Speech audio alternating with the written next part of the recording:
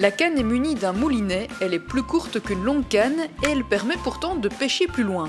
C'est une canne qui varie entre 3,90 m et 4,20 m, voire 4,50 m. Elle est constituée de beaucoup d'anneaux, donc pour un meilleur lancer. Parce qu'on pêche à une distance assez conséquente, on peut pêcher de 10 à 50, 60 mètres par rapport au bord. Il existe deux manières de monter la ligne, le montage fixe et le montage coulissant.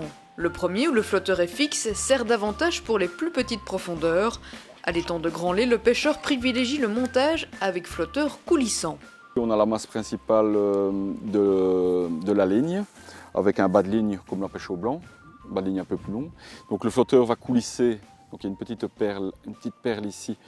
Et le flotteur va coulisser et va venir s'arrêter sur un arrêt. L'arrêt, c'est la profondeur d'eau, Voilà. Réussir son lancer est très important. La ligne doit toujours arriver dans la même zone, il faut donc être précis et pour cela, il y a des astuces. Donc voilà, au niveau du lancer, pour avoir toujours la même distance, je mets un petit témoin, c'est un petit bout de nylon de couleur que je remets toujours près du moulinet. Comme ça, je suis sûr d'être toujours à la même distance. Après, il faut toujours prendre un point de repère en face pour essayer d'être le plus précis possible.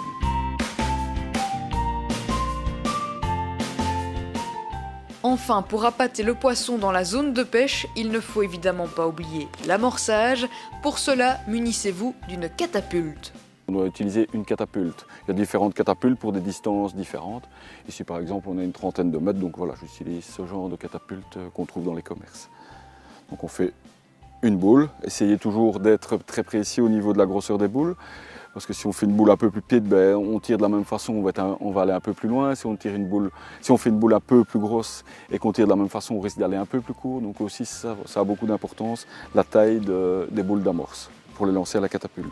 Vous l'avez compris, la précision est un facteur important de la réussite d'une partie de pêche à l'anglaise.